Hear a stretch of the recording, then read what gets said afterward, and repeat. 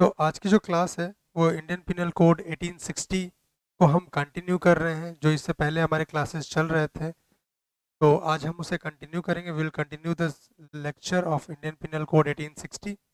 तो आज का जो क्लास का टॉपिक है, जो आज हम क्लास में डिस्कस करेंगे, वो मैं आपको डायरेक्टली बाय नेम नहीं बताऊंगा। मैं आपको कुछ इमेज दिखाऊंगा एंड आफ्टर आपको फिर बताना है कि ये क्लास किस टॉपिक पर होने वाला है। आप थोड़ा सोचिएगा, आपको इमेज से पिक्चर क्लियर हो जाएगा आज का क्लास क्या होने वाला है। चलिए, तो लेट्स बिगिन। सबसे पहले मैं आपको एक इमेज दिखाता हूँ और आप मुझे बताइएगा कि आपको इस इमेज से क्या समझ में आ रहा है। तो यहाँ पर आपको क्या नज़र आ रहा है? यहाँ पर बहुत ही सिंपल सा इमेज है।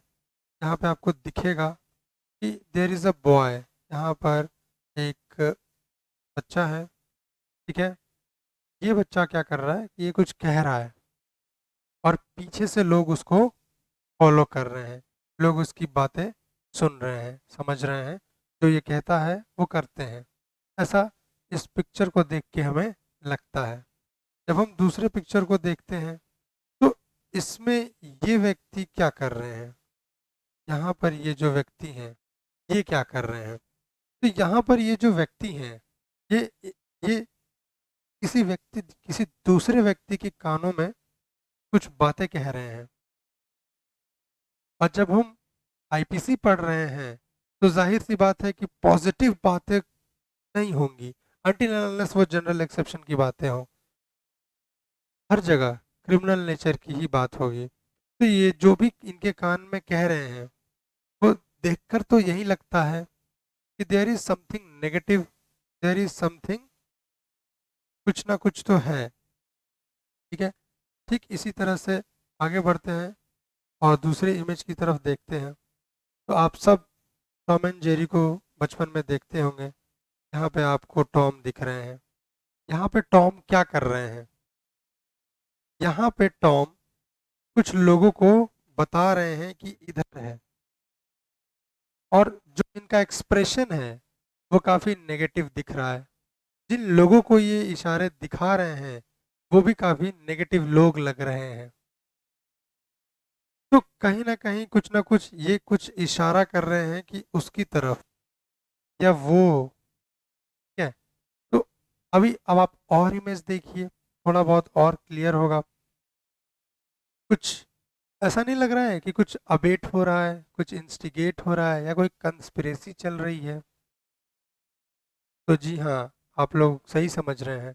आज का जो टॉपिक है इंडियन पिनल कोड 1860, हम सेक्शन 107 को डिस्कस करेंगे। तो 107 को जब डिस्कस करते हैं तो थोड़ा सा हिस्टोरिकल चलते हैं कि 107 हमें कहाँ कहाँ दिखता था, या 107 इंडियन पिनल कोड 1860 में डायरेक्टली हमें पहली बार दिखा, या उससे पहले अबेटमेंट, कंस्पिरेसी या इंस्टिगेशन ऐसी कोई चीज थी ही नहीं।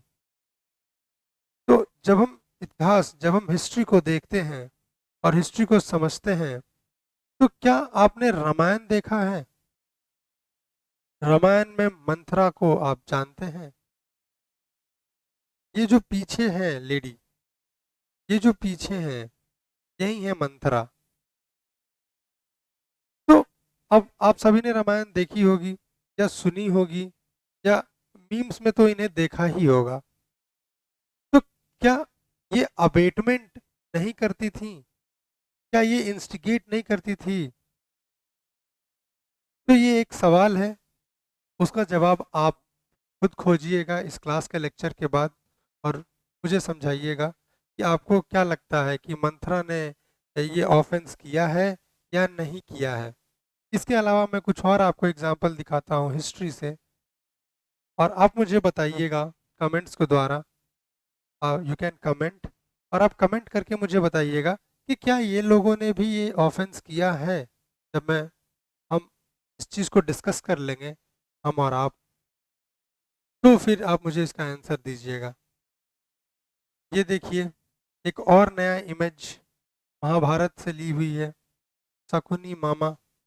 आप सब जानते होंगे, आप सब ने इनके बारे में सुना होगा, ठीक है, देखा भी होगा कुछ लोगों ने। तो ये शकुनी मामा क्या करते थे? तो अब ये सवाल है आपके ऊपर कि क्या आपको ऐसा लगता है कि शकुनी मामा जो थे वो कुछ ऐसा करते थे जो 107 में कवर हो जाएगा? ये जवाब भी आप 107 को पढ़ने के बाद आप हमें कमेंट करके ज़रूर बताएं, ठीक है। चलिए, लास्ट हिंट यही है। अभिमन्यु, अर्जुन पुत्र अभिमन्यु, अर्जुन का वध हुआ था, अर्जुन को मारा गया था, उनको चक्रव्यूह बना के मारा गया था। तो क्या ये कहा जा सकता है कि वो एक कंस्पिरेसी थी? क्या कहा जा सकता है कि वो अबेटमेंट था? तो ये सवाल भी आपके ऊपर रहा। अब समझते हैं अबेटमेंट को, सेक्शन को, 107 को डिटेल में अच्छे से। इसके बाद आप कमेंट के द्वारा हमें बताएं कि आपको चीज़ें समझ में आई नहीं आई, या ये सारे एग्जाम्पल्स जो मैंने आपको दिए, चाहे वो मंत्रा का हो, चाहे वो शकुनी मामा का हो, चाहे वो अभिमन्यु के वध का हो, ठीक है, या मैंने जो जेरी के एग्जाम्पल दिए, टॉम एंड जेरी से एक इमेज उठाया मैंने, तो आप मुझे उसका जवाब कमेंट्स के द्वारा जरूर दीजिएगा। चलिए, let's come to the topic of abetment, section 107। जब आप 107 को पढ़ते हैं तो 107 अपने आप में एक बहुत ब्रॉड सेक्शन है, जिसमें 3 क्लॉजेज हैं और तीनों क्लॉज अलग अलग तरह से अबेटमेंट को बताते हैं। तो सबसे पहला क्या है? आप जब सबसे पहला देखेंगे तो सबसे पहला है कि अबेटमेंट बाय इंस्टिगेशन। दूसरा क्या है?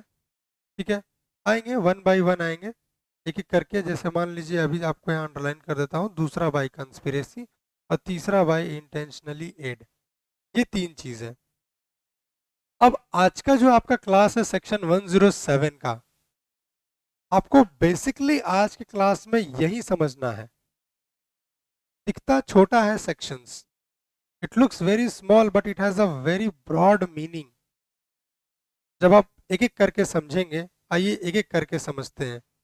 तो हमने सबसे पहले क्या कहा, हम क्या समझ रहे हैं आज की क्लास में, what we are going to understand. तो जब हम, let just give me a minute.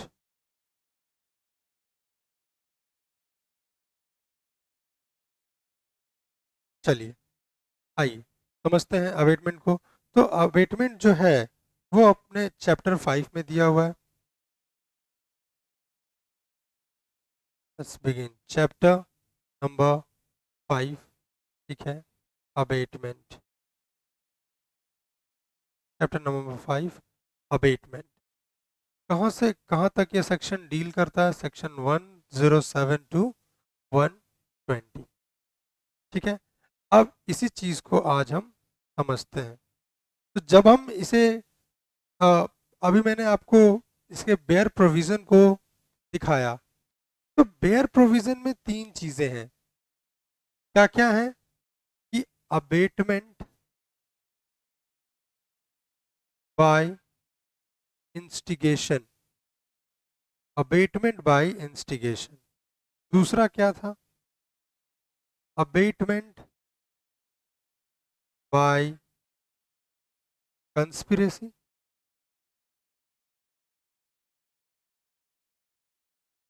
तीसरा क्या था? Abetment by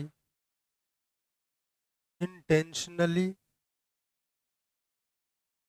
adding, abetment by intentional aid.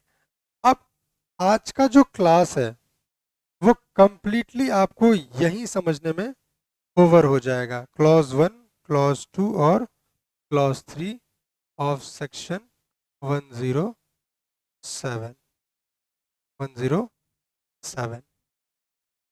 अब अगर आपने ये समझ लिया आज की क्लास में, तो समझिए अबेटमेंट आपका कंप्लीट हो गया। तो वन बाय वन चलते हैं। 107 हमने एक ब्रीफ डिस्कशन करना है।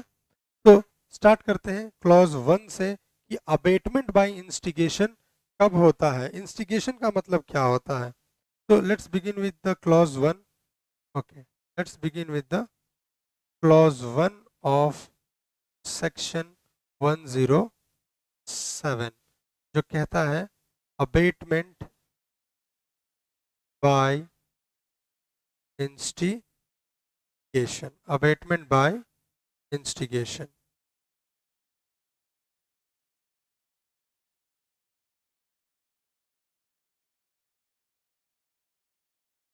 चलिए, तो अबेटमेंट बाय इंस्टिगेशन। अब यह अबेटमेंट बाय इंस्टिगेशन क्या है, तो इसको समझने की कोशिश करते हैं क्लॉज 1 को। देखिए इंस्टिगेशन क्या होता है, इंस्टिगेशन को समझिए कि व्हाट इज इंस्टिगेशन। आइए इधर, व्हाट इज इंस्टिगेशन, इंस्टिगेशन पर आइए। तो इंस्टिगेशन कहता है to actively suggest,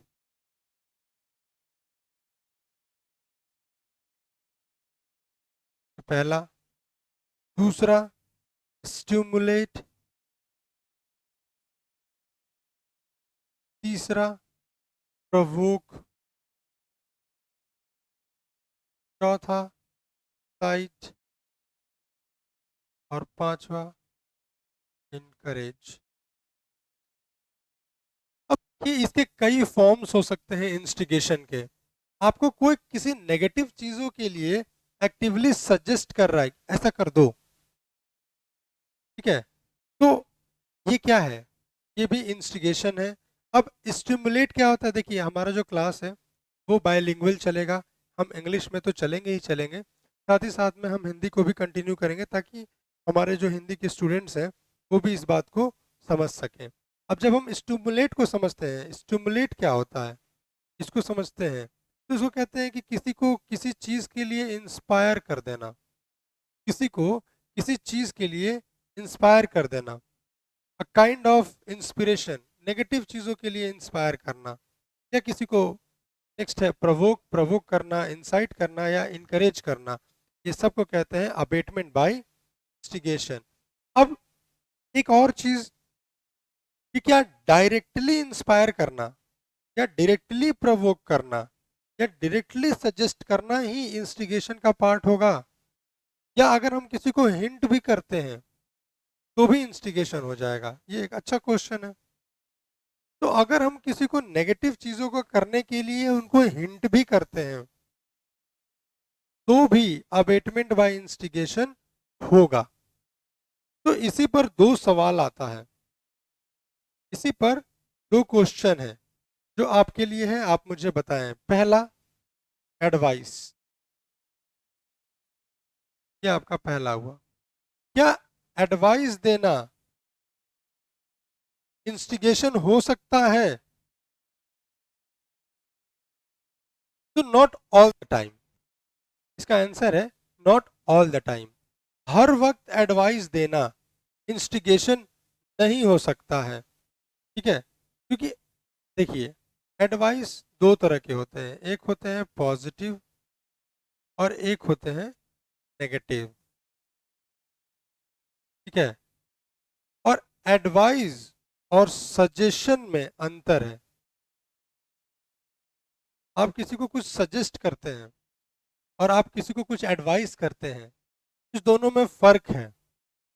actively suggest करना इंस्टिगेशन का पार्ट माना जाता है, एडवाइस करना इंस्टिगेशन का पार्ट नहीं माना जाता है, अनटिल एंड अनलेस वो नेगेटिव एडवाइस हो और जिसकी वजह से कोई इंस्पायर या प्रवोक या वैसा कुछ हो रहा हो जिससे कुछ गलत होने की संभावनाएं बढ़ जाएं, ठीक है, तब जाकर के एडवाइस जो है आपको इंस्टिगेशन का पार्ट बनता है। Otherwise advice per se does not necessary amount to instigation. आई बात समझ में? क्या अननोन पर्सन का जो दूसरा सवाल है, दूसरा सवाल आते हैं, दूसरे सवाल पर है कि क्या अननोन पर्सन का इंस्टिगेशन हो सकता है? अननोन पर्सन, क्या अननोन पर्सन का इंस्टिगेशन हो सकता है? आप किसी व्यक्ति को नहीं जानते हैं, क्या फिर भी आप उस व्यक्ति के लिए इंस्टिगेशन कर सकते हैं? तो जी हाँ, आप कर सकते हैं। लेट्स फॉर एग्जांपल कि अगर आप कुछ प्लान बनाते हैं किसी को हार्म करने का, और उस पर्टिकुलर व्यक्ति को हार्म पहुंचाने के लिए आपको कुछ इक्विपमेंट चाहिए, आप किसी थर्ड व्यक्ति से बात करेंगे और उन थर्ड व्यक्ति से आप रिक्वेस्ट करके कहेंगे कि मुझे, मेरा प्लान ये है, मेरा मोटिव ये है, मुझे ये इक्विपमेंट चाहिए ये करने के लिए। ठीक है, अब वो जो थर्ड व्यक्ति है, जो थर्ड पर्सन है, उन्होंने आपको वो इक्विपमेंट दे दिया, ये जानते हुए भी कि आप उस इक्विपमेंट का गलत इस्तेमाल करेंगे, नेगेटिव यूज होगा उस इक्विपमेंट का। तो क्या ऐसे केसेस में उस पर्टिकुलर व्यक्ति पर, पर्टिकुलर इंडिविजुअल पर जिसने वो इक्विपमेंट दिया है, क्या उस पे इंस्टिगेशन नहीं लगेगा, क्योंकि उसको तो पहले से पता था? तो कहने का मतलब कि अननोन पर्सन पर भी इंस्टिगेशन के चार्जेस लगते हैं, वो उसका हिस्सा हो सकते हैं। कोई ज़रूरी नहीं है कि अगर हम इंस्टिगेशन कर रहे हैं तो किसी नोन व्यक्ति का ही हो। आप बाद में ये प्ली नहीं ले सकते हैं कि मैं तो उनको जानता ही नहीं था, मैं क्यों इंस्टिगेट करूंगा उनके अगेंस्ट में। नहीं, आप फिर भी कर सकते हैं। हो सकता है किसी और की हेल्प करने के लिए आप कर रहे हो, तो अननोन पर्सन का भी इंस्टिगेशन हो सकता है। ठीक है, अब आइए एक अच्छा सा एग्जाम्पल देते हैं आपको क्लॉज 1 को समझने के लिए। ठीक है, देखिए आपके बेयर एक्ट में एक एक्सप्लेनेशन दिया हुआ है। आपके बेयर एक्ट में एक explanation, explanation number 1, explanation number 1 है। इस एक्सप्लेनेशन में क्या कहता है? कहता है कि एक पुलिस पर्सन है, लेट्स सपोज ये पुलिस है, ठीक है? अब ये जाते हैं किसी को अरेस्ट करने, लेट्स सपोज ये जेड है, ठीक है? अब ये पुलिस वाले जो हैं, इनको जाते हैं अरेस्ट करने के लिए। अब इनको नहीं पता है कि ये कौन है, इन्होंने कभी देखा नहीं है, तो इन्होंने किसी दूसरे व्यक्ति से पूछा कि क्या आप जानते हैं इनको? तो इन्होंने कहा हाँ मैं जानता हूँ, यही है वो। लेट्स सपोज, लेट्स सपोज है। अब जब पुलिस ने पूछा सी से कि क्या आप जेड को जानते हैं, तो सी ने कहा कि हाँ, डी ही जेड है, जो डी है वही जेड है। तो पुलिस पर्सन जो है वो आए और इनको अरेस्ट कर लिए। आए थे इनको अरेस्ट करने और अरेस्ट हो गए ये। तो क्या यहाँ पर हम ये कह सकते हैं कि ये जो सी है, इन्होंने इंस्टिगेशन किया है? कह सकते हैं कि नहीं कह सकते हैं, ये एक क्वेश्चन है। तो जी हाँ, ये पर्टिकुलर जो व्यक्ति हैं, जो सी हैं, इन्होंने अबेटमेंट बाय इंस्टिगेशन किया है, अबेटमेंट बाय इंस्टिगेशन किया है, और इनके ऊपर जो है पर्टिकुलरली क्लॉज 1 ऑफ सेक्शन 107 लगेगा। क्योंकि सी को तो पता है ना कि जो डी है वो जेड नहीं है।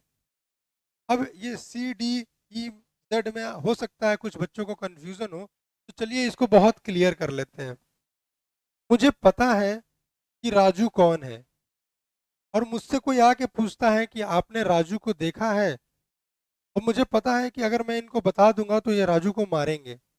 मैं कहता हूँ कि हाँ हाँ वो रहा राजू, वहां जा रहा है, जबकि राजू मेरे बगल में है, और मैं कह रहा हूँ वो देखो राजू जा रहा है। ठीक है, तो मैंने किसी गलत व्यक्ति को बता दिया कि वो राजू है। यहाँ पर वही हुआ है, किसी से पूछा गया कि आप जेड को जानते हैं, सी ने कहा कि हाँ डी जेड है, पुलिस वाले आए उनको उठा के ले गए, और जिनको उठा के ले जाना था वो बच गए। तो सी ने यहाँ पर अबेटमेंट बाय इंस्टिगेशन कर दिया। आई होप आपको ये एक्सप्लेनेशन में आया हो। चलिए, तो अब कुछ सवालों का जवाब दीजिए। Allow me to ask a question. क्या अबेटमेंट जो है वो पर्टिकुलरली आपके सामने मैं रहूं तभी कर सकता हूं? क्वेश्चन मार्क है। क्या अबेटमेंट तभी हो सकता है जब मैं आपके सामने रहूं और आपको कुछ बोलूं, या मैं कहीं और से भी अबेटमेंट कर सकता हूं? तो जी हाँ, इसका आंसर अबेटमेंट कहीं से भी हो सकती है। इस पे एक बहुत फेमस केस है, आप लोग लिख रहे हो तो लिख लो, अदरवाइज आप स्क्रीनशॉट ले लेना।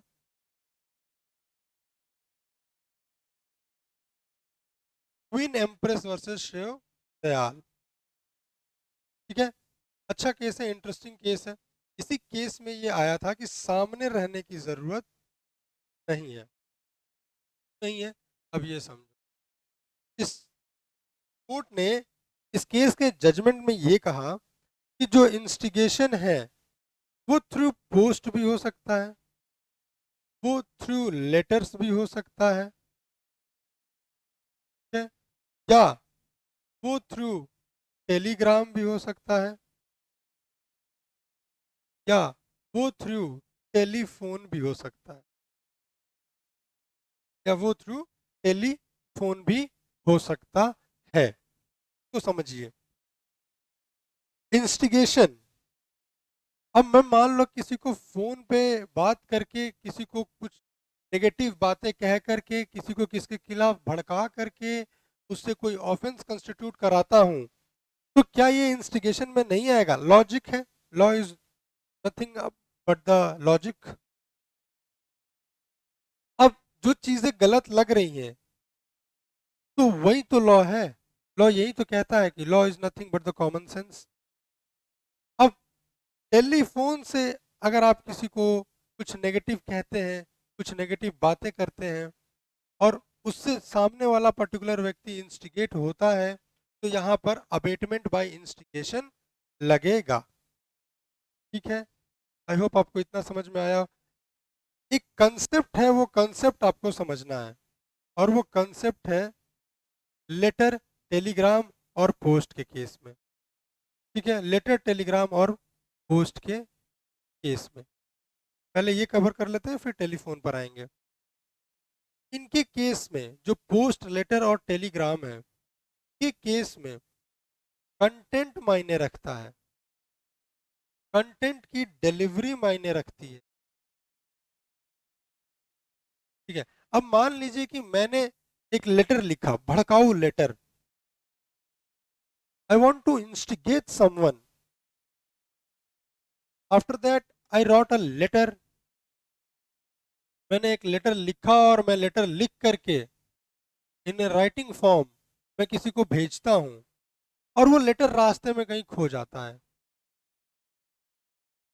या वो लेटर उन तक पहुंचता ही नहीं है, तो क्या यहाँ पे इंस्टिगेशन के चार्जेस मेरे ऊपर लगेंगे? नहीं लगेंगे। या मान लीजिए कि लेटर पहुंच जाता है, और लेटर पहुंच गया, उन्होंने पढ़ा नहीं, वो अपने अलमीरा में रखे और भूल गए, तो क्या यहाँ पर इंस्टिगेशन के चार्जेस लगेंगे? नहीं लगेंगे। जब तक जब तक उस लेटर, पोस्ट और टेलीग्राम तीनों में से कोई भी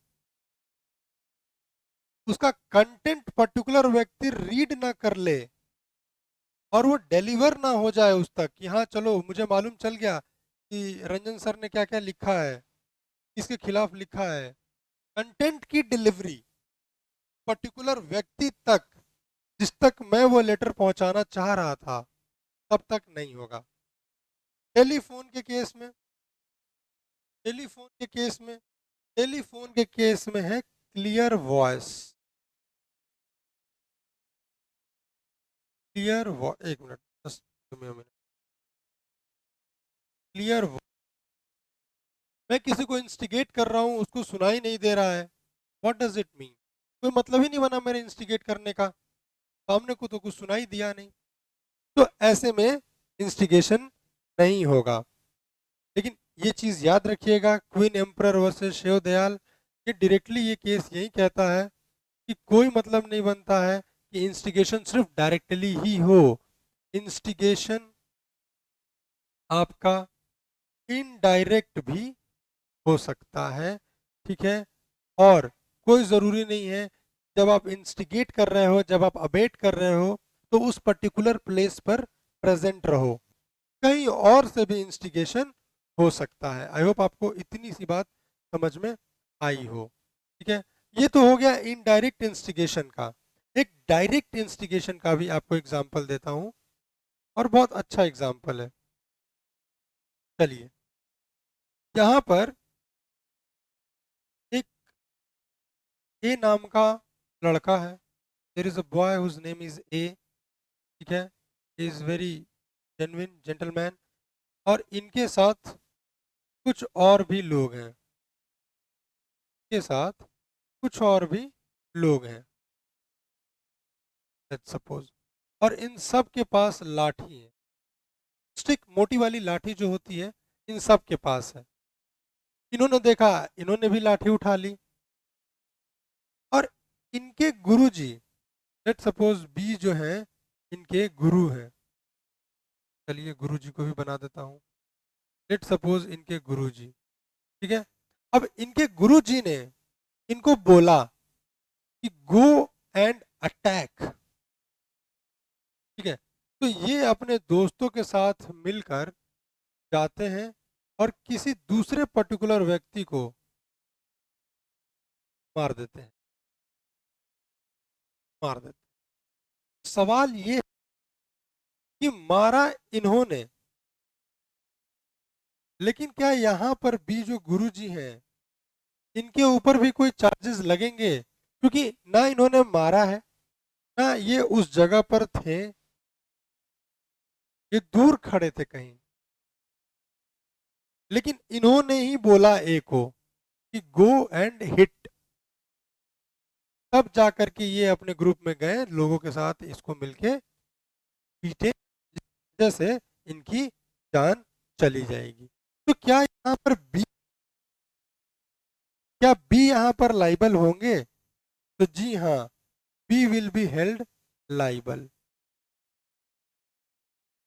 liable under clause 1 of section 107, 34 में ये भी जिम्मेदार होंगे। आई होप आपको ये बात समझ में आई होगी। चलिए, अब डायरेक्ट इंस्टिगेशन का और इनडायरेक्ट इंस्टिगेशन का थोड़ा कॉम्बिनेशन देखिए। अगला केस जो है इम्पोर्टेंट है और इंटरेस्टिंग भी है। चलिए आते हैं अगले केस पर। प्रतिमा दत्ता, आई होप आप लोगों ने ये केस का नाम सुना तो होगा एक बार को। प्रतिमा दत्ता वर्सेस स्टेट। देखिए, इसमें दोनों चीजें आपको दिखेंगी। एक हस्बैंड है, ठीक है, और इनकी मदर है, लेट्स सपोज ये इनकी मदर है, ठीक है। ये दोनों मिलकर अपनी घर की बहू को बहुत नेगेटिव नेगेटिव बातें बोलते हैं, क्रुएल्टी की तरह ट्रीट करते हैं, मारते हैं, पीटते हैं, गाली देते हैं, ठीक है। और एक्टिवली सजेस्ट करते हैं कि तू सुसाइड कर ले। गुस्से गुस्से में लोग कहते हैं ना, हाँ तू मर जा। तो प्रतिमा दत्ता वर्सेस स्टेट के केस में जो हस्बैंड थे और इनकी मदर थी, ये जो हस्बैंड है, ये हस्बैंड है, ये हस्बैंड है, ये मदर है, और ये दोनों मिलके इनको पूरा तंग करते थे, भयंकर मारते पीटते थे, गाली वाली देते थे, और ये भी कहते थे कि तुम जाके सुसाइड कर लो, एक्टिवली सजेस्ट करते थे। तो इन्होंने सुसाइड कर लिया, इन्होंने सुसाइड कर लिया। तो क्या इन दोनों पे अब ये बताओ कि इनकी जो इनकी वाइफ की जो डेथ हो गई, इसका जिम्मेदार कौन होगा? हस्बैंड होगा या मदर होगी? इनकी मदर इन लॉ, हस्बैंड इनका बेटा हुआ, तो इसका जिम्मेदार कौन होगा? कोर्ट ये कहता है कि दोनों ही, बोथ, दोनों ही लाइबल होंगे, दोनों ही लाइबल होंगे। अबेटमेंट बाय इंस्टिगेशन, आपने उसको उकसाया इसलिए उसने ऐसा किया। चलिए, एक बहुत इंटरेस्टिंग केस है, ये भी देख लीजिए, ये थोड़ा अच्छा लगेगा, क्योंकि अभी तक आप जो पढ़ रहे थे उसमें आपको इंस्टिगेशन दिख रहा था, लेकिन क्या होगा अगर इंस्टिगेशन नहीं होगा और फिर भी कोई ऑफेंस कमिट हो जाएगा? नहीं समझे? एक बार फिर से, अगर कोई ऑफेंस हो गया लेकिन कोई इंस्टिगेशन नहीं है, तो क्या यहाँ पर क्लॉज 1 या सेक्शन 107 में से कोई भी अप्लाई होगा? इस सवाल को समझने के लिए ये केस को आप देखिए, राजकुमार वर्सेस स्टेट, राजकुमार वर्सेस स्टेट। अच्छा केस है, इंटरेस्टिंग केस है, इसको समझिए। देखिए, जो वाइफ है, ये वाइफ है, लेट सपोज ये वाइफ है, ये अपने हस्बैंड को कॉल करती हैं, ठीक है? इनके हस्बैंड जो हैं वो अपने ऑफिस में अपने बॉस के साथ बैठे हुए हैं, कुछ काम वाम लोग कर रहे हैं। तो जब ये कॉल की अपने हस्बैंड को और कॉल करके कहती हैं कि कम होम, घर आओ जल्दी, नहीं तो मैं आपको आग लगा लूंगी। जो वाइफ है वो अपने हस्बैंड को कहती है कि जल्दी घर आओ, नहीं तो मैं अपने आप को आग लगा लूंगी। हस्बैंड कॉल कट कर देते हैं, हस्बैंड जो है कॉल कट कर देते हैं। उन्होंने कुछ बोला नहीं है, उन्होंने बस कॉल कट कर दिया है और वो अपने काम में बिजी हो गए हैं। अब लेट सपोज कि ये इनका ऑफिस है, ये इनका ऑफिस है, और यहाँ पर ये दोनों खड़े हैं, ऑफिस के अंदर बैठ के काम कर रहे हैं, ठीक है? इनकी वाइफ आती है, यहाँ ये रास्ता है, लेट सपोज रास्ता, लेट इट बी, इनकी वाइफ जो है यहाँ आती हैं, ठीक है? और यहाँ आ करके खुद को आग लगा लेती हैं, आती हैं और खुद को आग लगा लेती हैं और जल जाती हैं, और ये दोनों खड़े होके देख रहे होते हैं। ये दोनों इसको प्रोटेक्ट नहीं कर रहे होते हैं, देख रहे होते हैं इनको जलते हुए। तो अब सवाल ये है कि क्या ये दोनों, बॉस और इनके हस्बैंड, इनकी डेथ के लिए जिम्मेदार होंगे, हाँ या ना? क्या हम ये कह सकते हैं कि जो हस्बैंड है उन्होंने इंस्टिगेट किया, जिसकी वजह से इनकी वाइफ आई और आके खुद को आग लगा ली? तो कोर्ट का डिसीजन क्या कहता है? कोर्ट ने इसमें तीन बातें स्पेसिफिकली कही। पहला, कि जो हस्बैंड है, he did not instigate, he did not gate,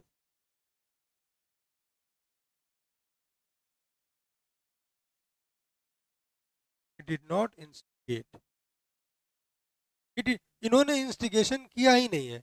जब इनकी वाइफ कह रही थी कि मैं खुद को आग लगा लूंगी, तो इन्होंने कहाँ बोला कि हाँ लगा लो,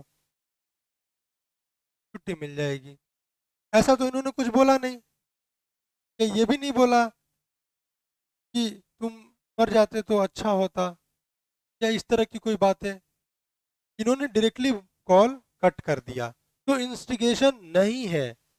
जब आप एक्टिवली सजेस्ट करते हैं या किसी को कुछ ऐसा बोलते हैं जिसकी वजह से वो इंस्पायर हो जाए, इंस्टिगेट हो जाए, प्रोवोक करते हैं आप किसी को, तब इंस्टिगेशन। कॉल कट कर देना, कहाँ से इंस्टिगेशन? आपने कुछ बोला ही नहीं, पहला तो ये। दूसरा ये कि फायर को इन्होंने बुझाया नहीं, पुट ऑफ नहीं किया, तो आग बुझाना कोई अपराध नहीं है, बेसिक सा नॉलेज है। अगर यहाँ कोई डूब रहा है, आप उसको नहीं प्रोटेक्ट करते हैं, तो आपने कोई ऑफेंस थोड़ी किया। हो सकता है आपको स्विमिंग ना आती हो, तो किसी को प्रोटेक्ट ना करना is not an offence in a general sense. अब आग नहीं बुझा रहे थे, तो कहां से उनकी गलती है? तीसरा, अनरीजनेबल डिमांड।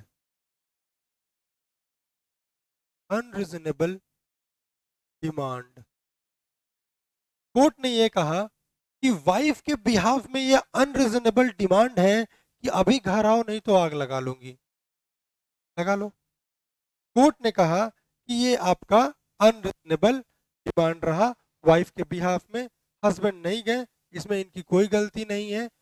ना ही हस्बैंड लाइबल होंगे और ना ही उनके बॉस लाइबल होंगे, जब दोनों लोग खड़े होकर के देख रहे थे। दोनों ही जिम्मेदार नहीं होंगे। चलिए आगे बढ़ते हैं। देखिए, एक इसी से मिलता जुलता केस है। ठीक है, बहुत शॉर्ट है ये, तो तुरंत ऐसा कुछ इसमें टाइम नहीं लगेगा। बस केस का नाम लिख दे रहा हूँ ताकि अगर आप लोग स्क्रीनशॉट ले रहे हो तो आपके काम आए, और लिखना है तो लिख लो, ब्रिजलाल वर्सेस प्रेमचंद। ब्रिजलाल वर्सेस प्रेमचंद। ठीक है। देखिए, जो पिछला केस हमने पढ़ा राजकुमार वर्सेस स्टेट, उसमें जो हस्बैंड थे वो चुपचाप फोन कट कर दिए थे। सिमिलर केस ये है।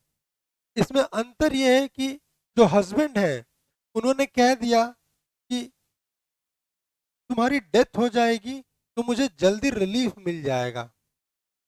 स्टेटमेंट कोटेड, तुम्हारी डेथ हो जाएगी तो मुझे जल्दी रिलीफ मिल जाएगा। I will get quicker relief if you will die. अब ये सुनकर वाइफ ने सुसाइड कर लिया। तो यहां पर कोर्ट ने कहा कि हाँ, यहां पर इंस्टिगेशन है, यहां पर इंस्टिगेशन है, यहां पर आपको क्लॉज 1 लग जाएगा। क्यों लग जाएगा? क्योंकि आपने इंस्टिगेट किया। आप नहीं बोलते कुछ, आप ही ने बोला ना कि सुसाइड कर लो। तो ये है आपका total clause 1 of section 107।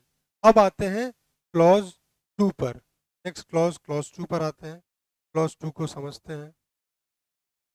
Clause 2, clause 2 of section 107।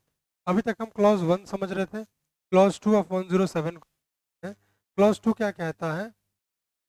Abetment by conspiracy. Abetment by conspiracy. ठीक है। अब कंस्पिरेसी क्या होता है इसको समझिए। कंस्पिरेसी, देखिए, जब आप कंस्पिरेसी कौन सा सेक्शन में दिया है बताइए मुझे। देखिए, कंस्पिरेसी जो है आपका 120 ए और 120 बी। ठीक है, 120 बी में इसका पनिशमेंट है, 120 में कंस्पिरेसी है। कंस्पिरेसी क्या कहता है? कंस्पिरेसी क्या होता है?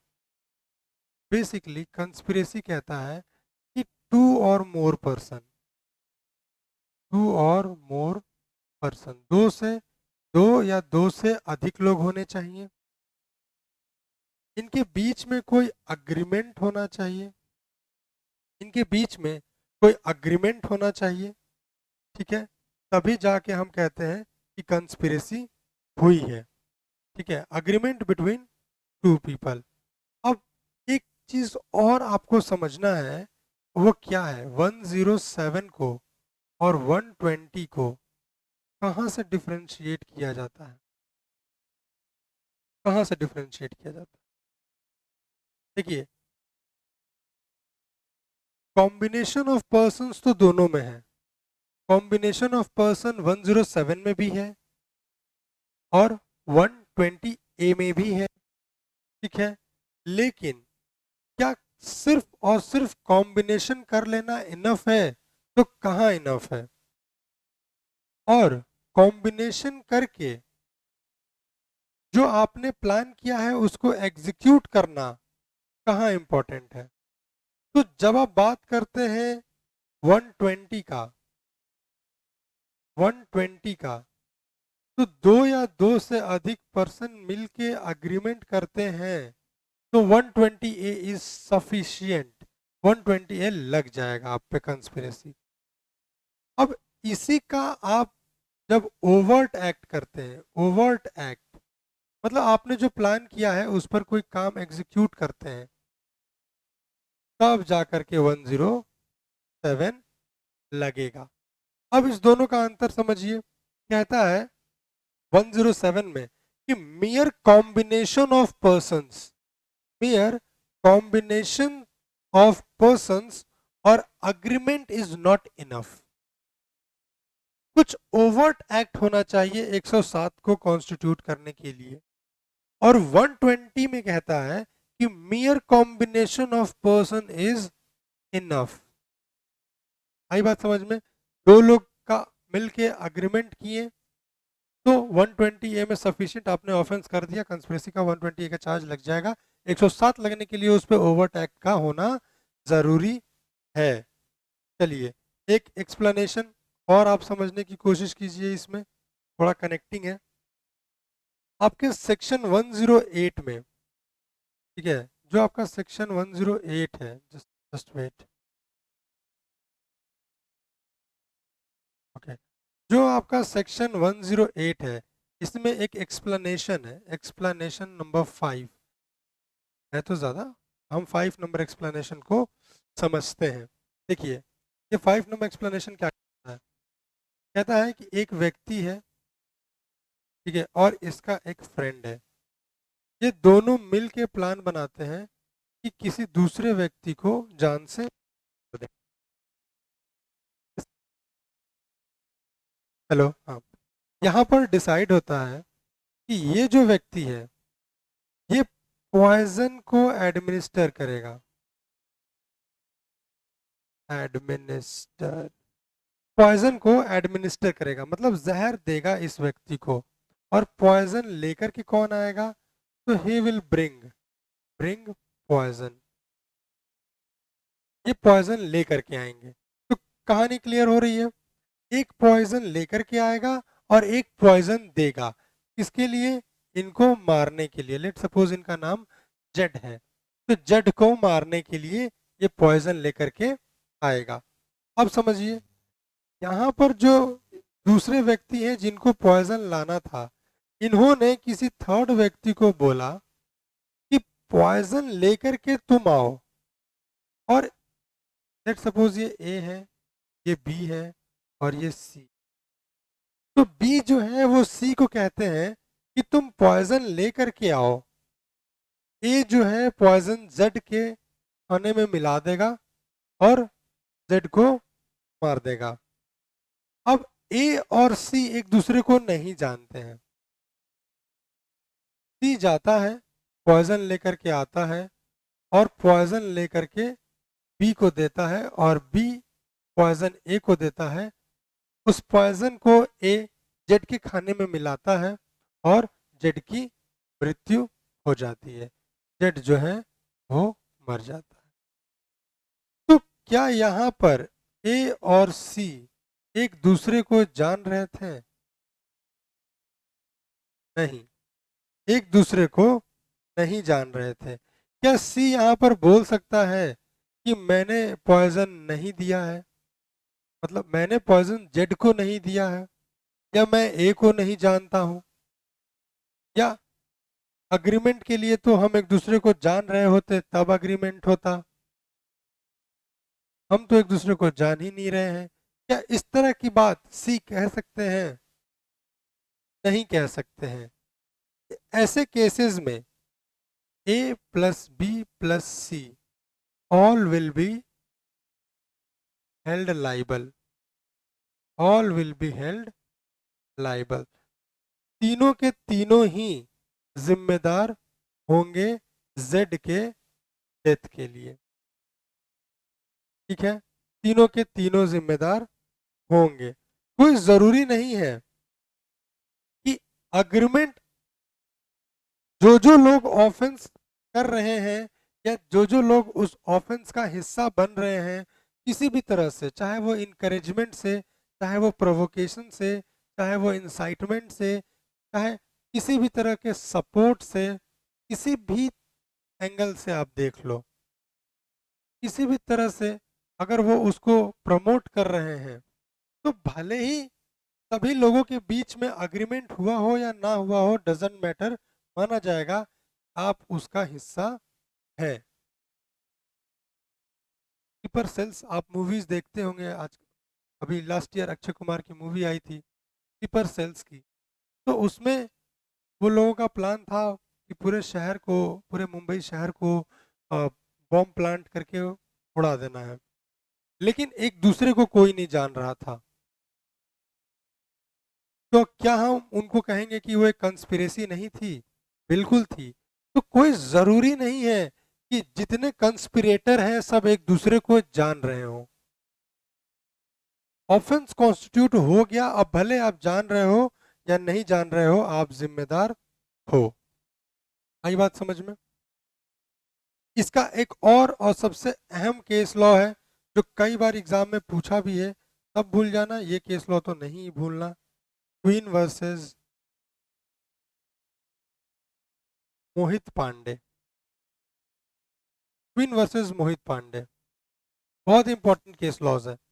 एक वाइफ है, ठीक है, इनके हस्बैंड का डेथ हो गया है, इनके हस्बैंड का डेथ हो गया है, और इनका हस्बैंड जो है वो डेथ बेड पर पड़ा हुआ है। इनके गांव के कुछ लोग हैं जो इनके साथ हैं, ठीक है। अब इसमें से कोई एक व्यक्ति है, मान लो ये, कहते हैं इनको कि तुम सती सती बोलते हुए, तुम सती सती, सती माता की सती प्रथा की बात हो रही है यहाँ पे, सती सती बोलते हुए तुम जाओ और इस अग्नि कुंड पे जा करके अपनी जान दे दो अपने पति के साथ। अब ये सती सती करते हुए यहाँ आई और यहाँ पर आके ये भी अपने आप को अग्नि के हवाले करके जान दे दी और इनकी मृत्यु हो गई।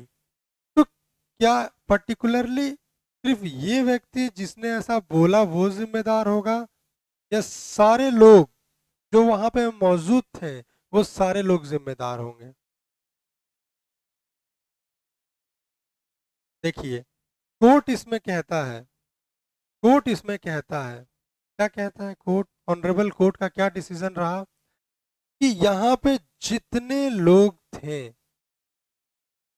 जो इस वाइफ के मरने का कारण बने, चाहे वो चुप रह करके, चाहे वो उसको इनकरेज करके, उसको बढ़ावा दे करके, सती प्रथा को बढ़ावा दे करके कि तुम चले जाओ, एक कह रहा है, पीछे से लोग उसको सपोर्ट कर रहे हैं, मना नहीं कर रहे हैं उसको, ये सारे के सारे कोर्ट ने कहा कि all liable, all will be held liable, सब के सब, clause 2 of section 107, abetment by conspiracy, सब के सब इसमें जिम्मेदार होंगे।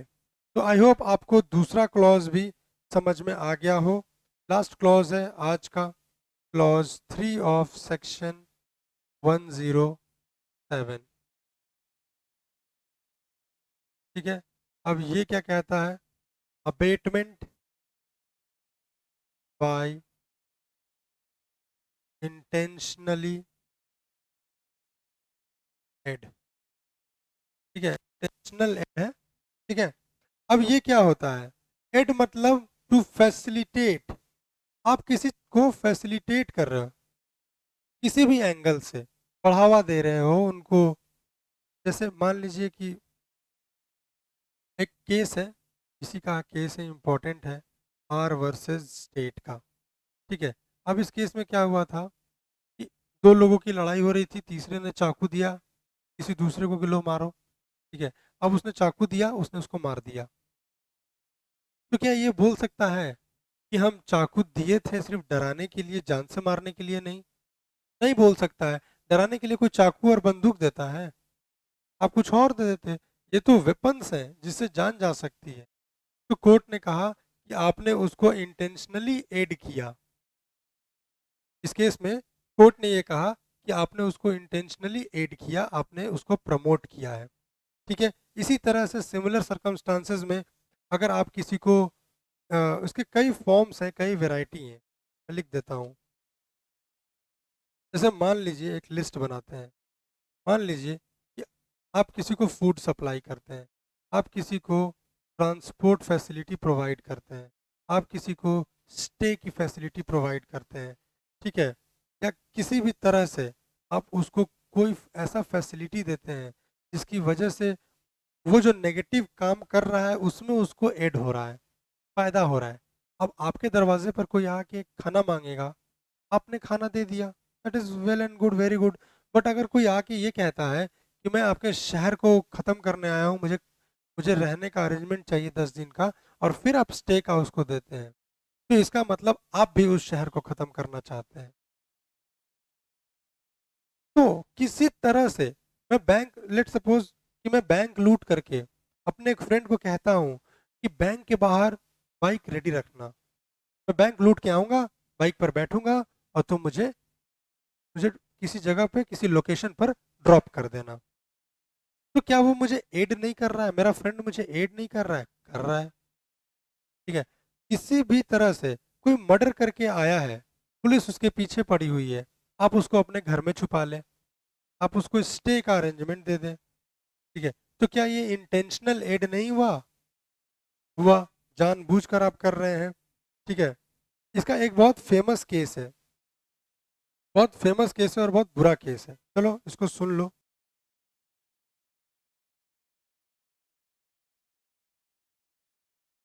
Ram Kumar versus state of Himachal प्रदेश।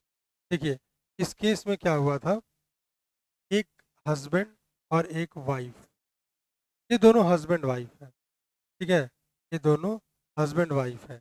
अब इन दोनों को जेल में रखा गया है, इन दोनों को जेल में रखा गया है, अलग अलग सेल में, अलग अलग सेल में, जेल में रखा गया है। दो कांस्टेबल मिल करके ये प्लान करते हैं कि एक कांस्टेबल इसकी वाइफ का रेप करेगा और दूसरा कांस्टेबल इसके हस्बैंड के ऊपर नजर रखेगा, कहीं वो इसको प्रोटेक्ट करने आ ना जाए। ठीक है, अब जो कांस्टेबल है, पहला कांस्टेबल, ये इसकी वाइफ का रेप करता है, और जो दूसरा कांस्टेबल है वो इसके हस्बैंड पर नजर रखता है। ऑल दो जब बात कोर्ट तक पहुंचती है तो ये प्ली लेता है कि मैंने तो कुछ नहीं किया, मैंने कोई रेप नहीं किया है, मैंने तो छेड़ा तक नहीं है, देखा तक नहीं है, बहुत दूर की बात है।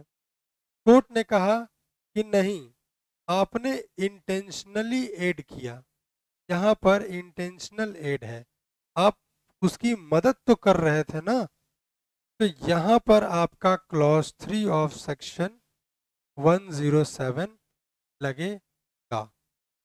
ठीक है, भले ही आपका इंटरफेरेंस नहीं था, इलीगल ओमिशन भी माना जाता है कि आपने उसको ऐड किया, आपका ड्यूटी था, आप उसको रोक सकते थे, कांस्टेबल तो आप भी थे। ठीक है, तो आज की क्लास में फिलहाल इतना ही।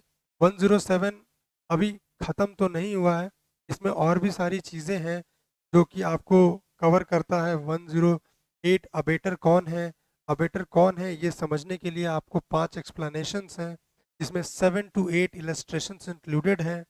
इसके अलावा जब अबेटमेंट या कंस्पिरेसी होती है तो अगर कोई नॉर्मल व्यक्ति करता है तो क्या पनिशमेंट है, और अगर कोई गवर्नमेंट एम्प्लॉय करता है, ओमिशन करता है अपनी ड्यूटी का, ऐसे केसेस में उनको क्या सज़ा मिलेगी। इसके अलावा और भी सेक्शंस हैं, 110, 114, 115, 116। ठीक है, इसके अलावा जब हम अबेटमेंट पढ़ते हैं तो 120 को भी पढ़ते हैं। तो ये अगर प्रॉपर क्लास को समझा जाए अबेटमेंट कंस्पिरेसी, तो ये 2 से ढाई घंटे का लेक्चर है। बट चूंकि ये डेमो क्लास है तो फिलहाल इतना ही, आगे का लेक्चर हम क्लास में कंटिन्यू करेंगे। Thank you.